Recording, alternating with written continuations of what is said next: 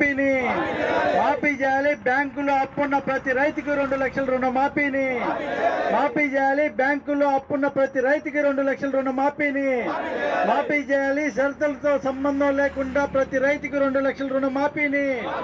వర్ధిల్లాలి తెలంగాణ రైతు సంఘం, వర్ధిల్లాలి తెలంగాణ రైతు సంఘం, వర్ధిల్లాలి రైతుల ఐక్యత, వర్ధిల్లాలి రైతుల ఐక్యత. డిసెంబర్లోనే ఇచ్చిన వాగ్దానాన్ని డిసెంబర్లో నిలుపుకోవడం సాధ్యం కాలేదు. పార్లమెంట్ ఎన్నికలు వచ్చినాయి, ఎన్నికల కోడ్ వచ్చింది, ఇతర సమస్యలు వచ్చినాయి, ఈ రాష్ట్రానికి అప్పులు ఉన్నాయి. శ్వేతపత్రాల పేరుతో కొంతకాలం కాలయాపన జరిగింది.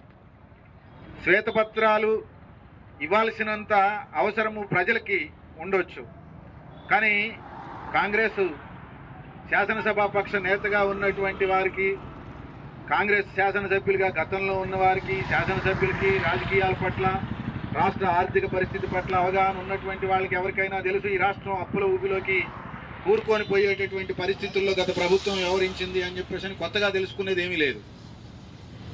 కానీ 6 లక్షల పైచిలకు కోట్లు అప్పులైనాయి కాబట్టి వీటన్నిటిని పరిశీలిస్తున్నాం, ఎప్పుడు మాఫీ చేయాలని చెప్పేసి చూస్తూ ఉన్నాం, ఇట్లాంటి మాటలన్నీ చెప్పారు. పార్లమెంట్ ఎన్నికలు వచ్చినప్పుడు మన కొత్తగూడెం కూడా ముఖ్యమంత్రి గారు వచ్చాడు. మన భద్రాచలం రాముడి మీద కూడా ప్రమాణం చేసి చెప్పాడు. ఆగస్టు 15వ తేదీ నాటికి నేను భద్రాచలం శ్రీరామచంద్రుల వారి మీద ప్రమాణం చేసి చెప్తా ఉన్నాను, తప్పనిసరిగా 2 లక్షల రూపాయల వరకు రుణం మాఫీ చేస్తాము అని చెప్పారు. ఎన్నికలు అయిపోయినాయి. ఖమ్మం పార్లమెంటు సీట్లో, మహబూబాద్ పార్లమెంటు సీట్లో కాంగ్రెస్ పార్టీ అభ్యర్థులు అత్యధిక మెజారిటీతో గెలిచారు. రాష్ట్రంలో గతంలో 3 పార్లమెంటు సీట్లుంటే ఇప్పుడు 8 పార్లమెంటు సీట్లు కాంగ్రెస్ పార్టీ గెలిచింది.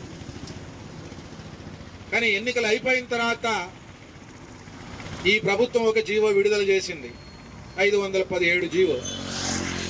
ఆ జీవోలో ఏమిటి? మేము రుణం మాఫీ చేస్తాం, ఆగస్టు 15వ తేదీలోపు రుణం మాఫీ చేస్తాం. ఈ రుణం మాఫీ చేయడానికి ప్రాతిపదికగా మేము తీసుకునేది, రుణం తీసుకున్న ఏ రైతుకైనా రేషన్ కార్డు ఉందా లేదా పరిశీలిస్తాం, ఆధార్ కార్డు ఉందా లేదా పరిశీలిస్తాం, పట్టదారు పాస్బుక్ ఉందా లేదా పరిశీలిస్తాం, కుటుంబానికి 2 లక్షల రూపాయల రుణం మించి ఉందా లేదా పరిశీలిస్తాం. ఇవన్నీ పరిశీలించి, ఇవన్నీ అంటే 2 లక్షల రూపాయల పైచిలకు రుణం లేని వాళ్ళు ఉంటే, వాళ్ళకి రేషన్ కార్డు ఉంటే, పట్టదారు పాస్బుక్ ఉంటే, ఆధార్ కార్డు ఉంటే వాళ్ళకి రుణం మాఫీ చేస్తాము అని చెప్పేసి మొత్తం రాష్ట్రంలో ఒక ప్రధానమైన మార్పు ఏమిటి అని అంటే, మొదట రైతు రుణం మాఫీ చేస్తామని అన్నారు. రైతు రుణం, రైతు అంటే ఇందులో ఆడ ఉంటారు, మగ ఉంటారు, మొగుడు ఉంటాడు, పెళ్ళము ఉంటుంది, భార్య ఉంటుంది, భార్య ఉంటాడు, భర్త ఉంటుంది. కానీ ఇప్పుడు ఏం చెప్తా ఉన్నారు? రైతు రుణం కాస్త రైతు కుటుంబ రుణంగా మార్చేశారు. ఇప్పుడు కుటుంబానికి ఒక్కళ్ళకే మాఫీ చేస్తాము, కుటుంబానికి 2 లక్షలే మాఫీ చేస్తాము. ప్రతి రైతుకి 2 లక్షలు అనే దానికి, కుటుంబానికి 2 లక్షలు అనే దానికి చాలా తేడా ఉంటుంది. సపోజ్ 4 లక్షల రూపాయల రుణం తీసుకున్నటువంటి రైతులు ఎవరైనా ఉంటే, భార్యాభర్తలు చెరు 2 లక్షల రూపాయలు, వాళ్ళకి 2 లక్షలే మాఫీ అవుతుంది ఇప్పటి జీవో ప్రకారం.